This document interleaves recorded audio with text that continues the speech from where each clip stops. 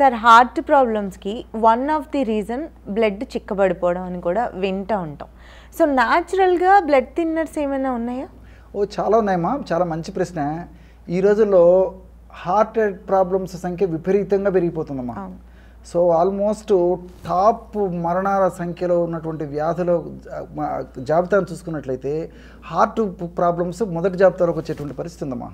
So సడన్గా చిన్న వయసు నుంచమ్మా, పూర్వకాలం అయితే ఏదో 40 ఏళ్ళు 50 ఏళ్ళు దాటినటువంటి వాళ్ళలో హార్ట్ భాగంలో బ్లడ్ క్లాట్స్ అయిపోయి ప్రమాదం సంభవించేసి హార్ట్ అటాక్స్ రావడం ఇట్లా జరుగుతుండేది. కానీ ఈ రోజుల్లో 25 సంవత్సరాలు నిండినటువంటి వాళ్ళ నుంచి కూడా జాగ్రత్త పడాల్సినటువంటి రోజులు వ్యాక్సిన్ల వల్ల కూడా ఎగ్జాక్ట్లీ నంబర్ ఆఫ్ రీజన్స్ వల్ల ఈ బ్లడ్ చిక్కగా తయారయ్యేసేసి ఆ యొక్క ప్రభావం చేత బ్లడ్ సర్క్యులేషన్ సరిగ్గా లేకపోవడం చేత ఆ ప్రభావం ముఖ్యంగా బ్లడ్ వెజిల్స్లో ముఖ్యంగా హార్ట్ మీద పడేసేసి బ్లడ్ సర్క్యులేషన్ ఇదైపోయి ఆ బ్లడ్ క్లాట్ కావడం వల్ల హార్ట్ భాగంలో బ్లడ్ వెజిల్స్లో సడన్గా కొలాప్స్ అయిపోతున్నారు మా.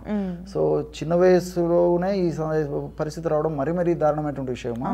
దీనికి సంబంధించి ఈ బ్లడ్ థిన్నర్స్ ప్రకృతి మాత అనేక రకాల బ్లడ్ థిన్నర్స్ ప్రసాదించిందమ్మా. చాలా మందికి తెలియదు. ఒక పంచరత్నాల గురించి చెప్తానమ్మా. పంచరత్నాలు వాటి నిజంగా అనుకోవాలంటే సో అల్లం, అదేవిధంగా పసుపు, దాల్చిన చెక్క, వెల్లుల్లి, విటమిన్ ఇ.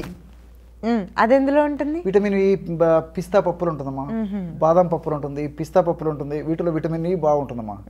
సో ఈ పంచరత్నాలు వాడుకోవడం వల్ల తరచుగా పంచరత్నాలు మనం ఆహార పదార్థాల్లో ఆహారంగా ఏదో ఒక పద్ధతిలో వాడుకోవడం వల్ల బ్లడ్ క్లాట్ కావడం ఉండదు, రక్తం గట్టిపోవడం చిక్కబడడం ఉండదు, బ్లడ్ సర్క్యులేషన్ బాగా జరుగుతుంది, బ్లడ్ క్లాట్స్ ఉండవు.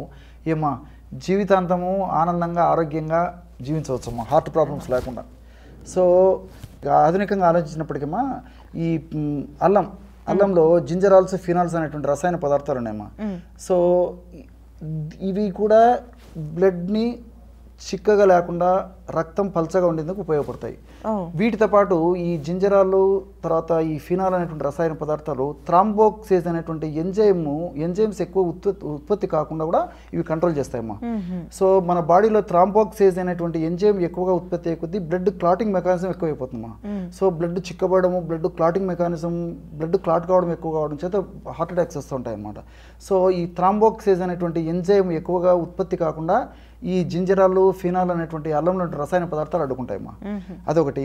తర్వాత రెండోది వచ్చేసి పసుపులో కుర్కుమిన్ అని చెప్పేసి రసాయన పదార్థం ఉందమ్మా. ఈ కుర్కుమిన్ అనేటువంటి రసాయన పదార్థం కూడా ఈ థ్రాంబిన్ అంటే రక్తంలో గడ్డగట్టేందుకు ఈ ప్లాస్మాకు సంబంధించి థ్రాంబిన్స్ అని చెప్పేసి ఉంటాయమ్మా. అవన్నీ ఒకసారి పేరుకుపోయేసరికి రక్తం గడ్డగట్టిపోతుంది అనమాట. ఆ విధంగా ఈ థ్రాంబిన్స్ను కరెక్ట్గా ప్రొడక్షన్ అయ్యేటట్టు చేసేటువంటి పద్ధతి కుర్కుమిన్కి ఉంటుందమ్మా. సో అందువల్ల రక్తం గడ్డకట్టకుండా పల్చగా ఉండేందుకు ఈ పసుపు అంటూ కుర్కుమిన్ కూడా ఉపయోగపడుతుంది. అదేవిధంగా మూడవ పదార్థంగా చూసుకుంటే దాల్చిన చెక్కలో కౌమారిన్స్ అని చెప్పేసి రసాయన పదార్థాలు ఉన్నాయమ్మా. ఈ కౌమారిన్స్ అనేటువంటి రసాయన పదార్థాలు కూడా ఈ రక్తం గడ్డకట్టకుండా ఉండేందుకు ఇవి కూడా ఉపయోగపడతాయమ్మా. అంటే రక్తం పల్చగా ఉండేందుకు, రక్త ప్రసరణ ఆ బ్లడ్ వెజల్స్ బాగా జరిగేందుకు కౌమారిన్స్ అనేటువంటి రసాయన పదార్థాలు ఉపయోగపడతాయి. అట్లే ఇప్పుడు ఇంకోటి అంటే వెల్లుల్లమ్మా. వెల్లుల్లో అలిసిన్ అని చెప్పేసి రసాయన పదార్థం ఉంది, మీకు తెలిసే ఉంటుంది. అలిసిన్ చాలా ఫేమస్ కదమ్మా, చాలా మందికి నోటెడ్ అయ్యింది అనమాట. సో అలిసిన్ అందులో ఉంటే కెమికల్. సో ఈ అలిసిన్ కూడా ఈ బ్లడ్ క్లాట్ మెకానిజం కరెక్ట్ అయ్యేటట్టు బ్లడ్ క్లాట్ కాకుండా ఉండేందుకు అలిసిన్ కూడా ఉపయోగపడుతుందమ్మా. రెండోది ఏంటంటే ఈ అలిసిన్ ఉండడం వల్ల లివర్లో చెడు కొలెస్ట్రాల్ ఉత్పత్తి కాకుండా ఉండేదానికి ఈ యొక్క అలిసిన్ ఉపయోగపడుతుందమ్మా. యాక్చువల్గా ఏమంటే లివర్లో కొలెస్ట్రాల్ ఉత్పత్తి అవుతుంటుంది. చెడు కొలెస్ట్రాల్ ఉత్పత్తి అయ్యే కొద్దీ ఈ సమస్యలు కూడా పెరిగిపోతుంటాయి. ఎప్పుడైతే చెడు కొలెస్ట్రాల్ ఎస్పెషల్లీ ఎల్డిఎల్ విఎల్డిఎల్ అనేటువంటి కొలెస్ట్రాల్స్ ఎక్కువ ఉత్పత్తి అయ్యే కొద్దీ ఈ యొక్క రక్తంలో బురదలాగా తయారైపోతుందమ్మా. సో దానివల్ల ఏమంటే రక్తం చిక్కబడేటువంటి పరిస్థితి ఏర్పడుతుంది. దానివల్ల కూడా రక్తనాళాల సమస్యలు వచ్చేసి heart attacks, brain problems, other blood vessels problems ఇవన్నీ వస్తుంటాయమ్మా.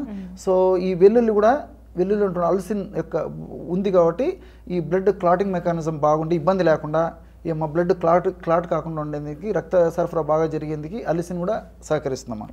అదేవిధంగా విటమిన్ ఇ వచ్చేసి ఈ పిస్తా పప్పులో బాగుంటుందమ్మా. అదేవిధంగా ఈ బాదం పప్పులో బాగుంటుందన్నమాట. సో ఈ బాదం పప్పు, పిస్తా పప్పు ఇలాంటివి మనం బాగా తీసుకోవడం వల్ల రక్తం చిక్కబడకుండా, రక్తం పల్చగా ఉండి బ్లడ్ సర్క్యులేషన్ బాగా జరిగేందుకు ఉపయోగపడుతుందమ్మా.